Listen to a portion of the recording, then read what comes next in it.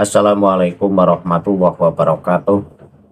Apa kabar untuk seluruh penonton video saya dari Sabang sampai Merauke? Semoga selalu diberi keberkahan rahmat, dimudahkan segala urusannya, dimudahkan rizkinya, serta diberi hidayah oleh Allah Subhanahu wa Ta'ala untuk orang-orang yang belum mendapatkannya. Kembali dalam video kali ini, saya akan membahas satu ceramah dari Pak Novel Alaidrus yang mengatakan bahwa sholatnya seluruh muslim di jagat raya ini tidak akan sah jika tidak mendoakan keluarga Nabi. Tentu pernyataan semacam ini adalah pernyataan yang bertentangan dengan pelajaran-pelajaran Islam yang selama ini kita pelajari. Karena mengingat bahwa mendoakan keluarga Nabi ini tidak menjadi hal yang wajib dalam sholat, tidak menjadi syarat sahnya sholat. Ketika Novel Alaidrus ini mengatakan bahwa seluruh muslim ini sholatnya tidak sah kalau tidak mau mendoakan keluarga Nabi, ini tentu pernyataan yang sesat dan menyesatkan. Namun sebelum saya masuk pada pembahasan itu, untuk seluruh penonton dari manapun kalian yang belum subscribe channel saya, silahkan tekan tombol subscribe, kemudian like, serta share video ini ke teman-teman kalian semua. Agar yang belum tahu menjadi tahu, yakinlah bahwa munculnya channel ini semata-mata untuk mengedukasi kepada seluruh muslim di Indonesia agar tidak terjerat doktrin-doktrin sesat yang dilancarkan oleh orang-orang yang mengaku sebagai keturunan Rasul dengan mengatasnamakan agama. Selanjutnya akan saya tampilkan satu cuplikan video dari ceramah Pak Novel Alaidrus yang durasinya sekitar setengah menit. Silahkan penonton bisa simak video yang akan tayang berikut ini. Jangan lupa, umat Islam di jagat raya sholatnya tidak akan diterima oleh Allah Subhanahu wa Ta'ala, meskipun sholatnya nangis sampai keluar air mata darah kalau tidak mau mendoakan Habib. Harus mendoakan keluarganya Rasulullah. Kalau tidak mau mendoakan keluarga Rasulullah, sholatnya tidak diterima oleh Allah. Baru saja kita saksikan bersama bahwa Novel Alaidrus nyata-nyata mengatakan bahwa seluruh muslim tidak sah sholatnya, tidak diterima sholatnya jika tidak mendoakan keluarga Nabi. Ini Pak Novel Alaidrus ini mendapat keterangan itu dari mana? Kalau dalam kitab-kitab fikih yang selama ini kita pelajari, tentu mendoakan keluarga Nabi ini tidak menjadi syarat sahnya sholat, apalagi menjadi rukun sahnya sholat. Ini enggak ada. Bahkan dalam bacaan tahiyat saja ini enggak harus mendoakan keluarga Nabi. Misalnya at-tahiyatul mubarakatus sholawatut thayyibatullah, assalamu alaika ayuhan nabi wa rahmatullahi wabarakatuh, assalamu alaina wa ala ibadillahi sholihin, kemudian asyhadu alla ilaha illallah wa asyhadu anna muhammadar rasulullah, Allahumma sholli ala sayyidina Muhammad. Di situ bacaan tahiyatnya sudah selesai. Ini tetap sholatnya sah. Walaupun itu di sholat tahiyat akhir, sampai bacaan tersebut nggak disambung wa ala ali sayyidina Muhammad pun nggak masalah. Ini membuktikan bahwa mendoakan keluarga Nabi ini tidak menjadi syarat sahnya sholat atau menjadi rukunnya sholat. Entah Pak Novel Alaidrus mendapatkan keterangan itu dari kitab apa. Mungkin ya dari kitab-kitab Balawi yang biasa ngarang-ngarang cerita. Nah, ketika memang ada keterangan semacam itu dalam kitab-kitab Balawi, ini berarti tentu sebuah ajaran yang menyimpang dari ajaran Islam yang semestinya. Tetapi memang sudah tidak aneh ketika kitab-kitab Balawi selalu mempelintir baik makna Al-Quran, baik hukum-hukum Islam, baik itu fikih dan lain sebagainya. Ini memang sudah tidak menjadi hal yang aneh. Dan bukti seringkali Ba'alawi ini membuat kisah-kisah yang kisah itu mengunggulkan klannya, ini sangat banyak terdapat dalam kitab-kitab mereka. Saya akan membaca satu kitab Rosfatus Shoti halaman 251, kitab yang ditulis oleh Abu Bakar Syihabuddin Al-Alawi Al-Hadrami. Di sini ceritanya berbeda dari apa yang disampaikan oleh Pak Novel Alaidrus. Tetapi jika kita perhatikan, maka cerita ini bisa menjadi satu pegangan, ada kemiripan dengan apa yang disampaikan oleh Pak Novel Alaidrus. Teks yang akan saya baca, saya tampilkan di layar, sehingga penonton bisa ikut menyimak, khususnya yang bisa membaca. Jika yang tidak bisa membaca, cukup mendengarkan saja, toh nanti juga akan paham dengan apa yang saya jelaskan.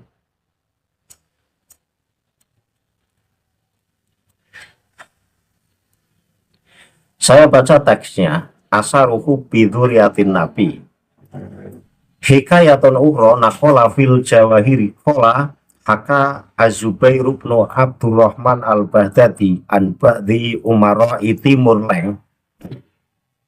Ini susah bacanya, tak baca Timur Leng saja. Annahu lama marodo Timur Leng marodol mauti idtaraba fi ba'dil layali atraban syadidan wa aswada wajhuhu wa takhayyara summa afaqa wa dzakar faqala lahum inna malaikatal adabi atuni faja'a Rasulullah sallallahu alaihi wasallam faqala lahum idhabu anhu fa innahu kana yuhibbu dzurriyyati wa yuhsinu ilaihim. Jadi dalam kitab Rosfatus Shoti halaman 251 diceritakan sebagai berikut. Ini adalah bab yang berbunyi afaruhu bi dzurriyyatin Nabi, yang artinya efek positif sebab mencintai keturunan Nabi. Lah, ada apa dengan kita mencintai keturunan Nabi?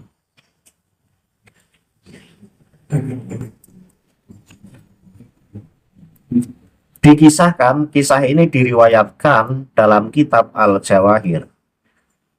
Dikatakan di sana bahwa Az-Zubair bin Abdurrahman Al-Baghdadi ini meriwayatkan dari salah seorang pemimpin Timur Leng. Jadi mungkin yang dikehendaki adalah pemimpin menteri-menterinya atau pejabat-pejabat yang dipimpin oleh Timur Leng. Ini diceritakan oleh salah satu pemimpin Timur Leng. Lah, Timur Leng itu adalah pemimpin perang Samarkand, Uzbekistan. Ini adalah pejabat yang mendirikan Kaisar Timuriah. Bahwa ketika Timur Leng jatuh sakit parah, ia menjadi sangat gelisah pada suatu malam dan wajahnya menjadi gelap dan berubah. Kemudian ia terbangun dan menceritakan hal itu kepadanya. Ia berkata kepadanya, para malaikat adab datang kepadaku dan Rasulullah datang dan berkata kepada mereka, pergilah darinya karena ia mencintai keturunanku dan memperlakukan mereka dengan baik. Nah, kesimpulan dari cerita ini bahwa Abdurrahman Al-Baghdadi atau Az-Zubair bin Abdurrahman Al-Baghdadi ini mendapat kisah dari Timur Leng. Timur Leng ini atau yang lebih dikenal dengan Tamerlane merupakan pendiri Kekaisaran Timuriah di Asia Tengah. Kekaisaran yang didirikan berdiri pada tahun 1370-an Masehi. Ini didirikan olehnya karena Kekaisaran Chagatai sedang tidak stabil. Kemudian Timur Leng berasal dari suku Barlas, subkelompok bangsa Mongol yang menetap di Uzbekistan modern. Timur Leng punya nenek moyang dari Mongolia yang masih berkaitan dengan Genghis Khan. Nah, Timur Leng lahir antara tahun 1320 Masehi atau 1330 Masehi. Ini sejarah tidak mencatat secara pasti. Jadi kelahirannya itu kisaran antara tahun 1320-an hingga 1330-an. Tetapi meninggalnya ini diketahui pada tanggal 18 Februari 1405. Nah, ceritanya adalah Az-Zubair bin Abdurrahman Al-Baghdadi ini mengisahkan bahwa Timur Leng ketika jatuh sakit parah, jatuh sakit yang sakit itu menyebabkan Timur Leng meninggal. Ia menjadi sangat gelisah pada suatu malam dan wajahnya menjadi gelap dan berubah. Kemudian Timur Leng bangun dan menceritakan ceritanya gimana? Ceritanya bahwa sampai Timur Leng gelisah dan wajahnya menjadi berubah, ini sebab Timur Leng didatangi para malaikat yang akan mengadabnya. Jadi Timur Leng ini didatangi banyak malaikat yang akan mengadab. Kemudian pada saat itu pula datang Rasulullah mengusir para malaikat yang akan mengadab Timur Leng. Rasulullah berkata gimana? Rasulullah berkata, pergilah kalian semua wahai malaikat, jangan adab Timur Leng, sebab Timur Leng ini mencintai keturunanku dan memperlakukan keturunanku dengan baik. Dari cerita ini kita bisa ambil satu kesimpulan, maksud dan tujuan yang tertulis dalam kitab Rosfatus Shoti halaman 251.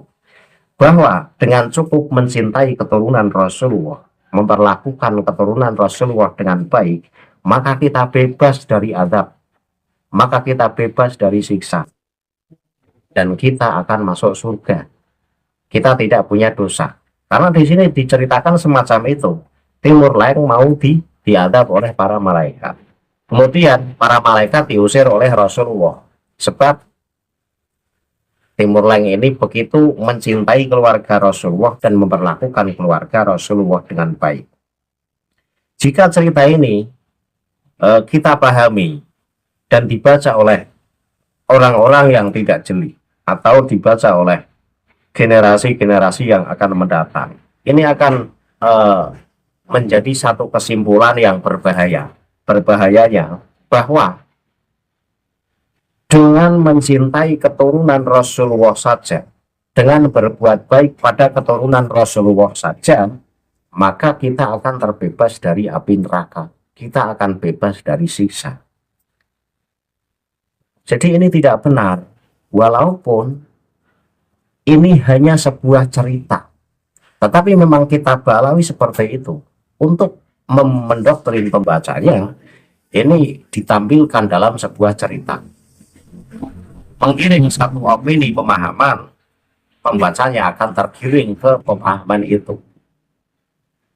Ini bahaya. Ya makanya tidak heran ketika yang ada sekarang ini, mereka para muhibbin Habib-Habib Ba'alawi ini sudah merasa puas, sudah merasa cukup dengan menjadi muhibbin. Karena apa? Karena didoktrin bahwa mereka itu jaminan masuk surga, bahwa mereka itu akan terbebas dari api neraka sebab mencintai keturunan Rasulullah. Sementara kitab-kitab yang bukan dari Ba'alawi tidak ada keterangan yang semacam itu. Artinya manusia akan diganjar surga atau neraka ini berkat amal baiknya atau amal buruknya. Nah ini baru adil. Dalam kitab-kitab selain kitab internal Ba'alawi itu nggak ada keterangan semacam ini. Tetapi khusus kitab Ba'alawi betapa mendoktrinnya. Dengan cukup mencintai keluarganya Nabi, cukup mencintai keturunannya Nabi, maka kita akan masuk surga dan terbebas dari siksa. Lawang muhibinya saja didoktrin semacam itu. Apalagi kabibnya, ini kan merasa pede dan merasa yakin bahwa dirinya tentu bebas sekali dari siksa. Wong muhibinya saja terbebas dari siksa. Apalagi para kabibnya. Jadi mereka itu merasa pede bahwa nanti dijamin masuk surga. Wong muhibinya saja jaminan masuk surga dan terbebas dari api neraka. Ini betapa sesatnya kitab-kitab Ba'alawi jika diajarkan ke generasi muslim. Mereka tidak akan memperbaiki perilakunya, mereka tidak akan meningkatkan amal ibadahnya. Cukup dengan menjadi muhibbin Ba'alawi, maka jaminan masuk surga dan terbebas dari api neraka. Nah, maka ketika yang disampaikan dalam ceramahnya Pak Novel Al-Idrus, tentu Pak Novel Al-Idrus mengambil dari kitab-kitab internal mereka, kitab yang dikarang oleh moyangnya Bapak Novel. Dan kitab itu sesat, ajarannya sesat. Tujuannya ya untuk menguntungkan klan Ba'alawi itu sendiri. Maka sangat bahaya ketika ajaran-ajaran Ba'alawi terus kita biarkan berkembang di tanah air Indonesia yang tercinta ini. Ketika kita melawan ajaran-ajaran doktrin yang tumbuh subur oleh Ba'alawi, kemudian kita memeranginya, ini menjadi sebuah keharusan, ini menjadi sebuah kewajiban. Karena ajaran Islam itu tidak semacam itu. Ajaran Islam itu baik dan benar. Ajaran Islam kok ngajarin, sudah cukup kamu menjadi muhibbin, maka jaminan kamu masuk surga dan terbebas dari api neraka. Itu ajaran Islamnya siapa? Ajaran Islamnya Allah dan ajaran Islam Rasulullah tidak semacam itu. Dan ketika Ba'alawi mengaku sebagai orang yang berpaham ahli sunnah wal jamaah, orang yang mengikuti ajaran Imam Ghazali, ini tidak pas karena ajarannya ajaran yang penuh dengan doktrin.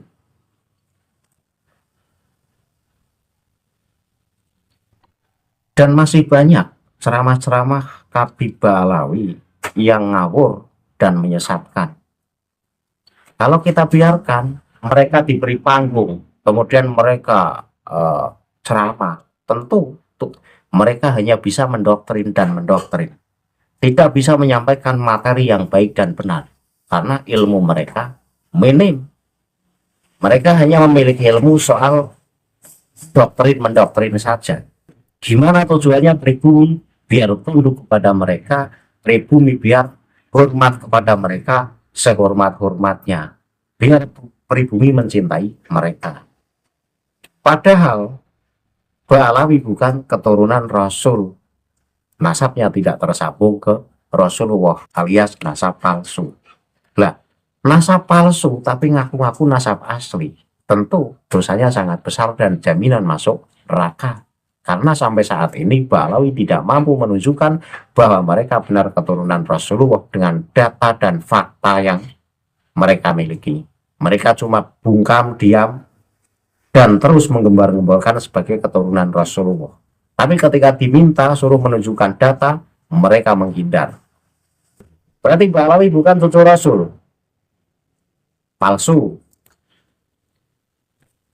Yang cucu Rasul asli saja ini tidak berani menjamin kepada seluruh muslim, kalau kamu menjadi muhibbin saya, maka jaminan masuk surga, maka kamu terbebas dari api neraka. Ini cucu Rasul yang asli saja tidak berani mendoktrin semacam itu. Dan karena memang ajaran Islam tidak ada yang semacam itu. Ajaran Islam ini adil. Siapapun yang beramal baik, mentaati perintah Allah dan Rasulnya, maka kelak akan diganjar dengan ganjaran yang setimpal. Dan siapa yang berbuat buruk semasa di dunia dan cenderung membangkang dari perintah Allah dan Rasulnya, sementara justru mengerjakan apa yang menjadi larangan Allah dan Rasulnya, maka nanti pun akan diganjar dengan ganjaran yang setimpal. Jadi ajaran Al-Quran dan ajaran Rasulullah itu adil.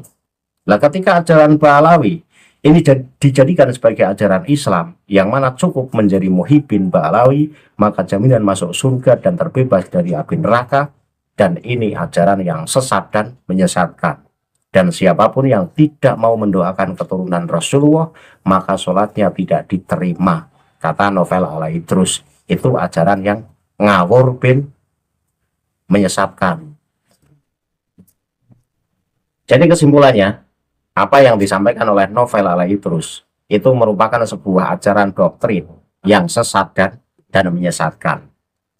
Dan apa yang ada dalam kitab Rosfatus Shoti halaman 251 ini sebagai bukti bahwa memang klan Pahlawi jago dalam doktrin mendoktrin umat. Dengan berani menjamin surga, cukup menjadi pecinta mereka, cukup menjadi penghormat mereka. Kiranya cukup kajian kali ini. Semoga kajian yang saya tampilkan lewat video ini bisa ditonton oleh masyarakat luas, sehingga mereka yang belum paham menjadi paham. Mereka akan bertambah wawasan, mereka akan cerdas bahwa klan Pahlawi bukan cucu Rasul. Mereka orang yang ngaku-ngaku sebagai cucu Rasul, senjata mereka adalah doktrin yang mereka sematkan. Akhirul kalam, billahi taufiq wal hidayah. Wassalamualaikum warahmatullahi wabarakatuh. Salam maras untuk seluruh muslim di Indonesia.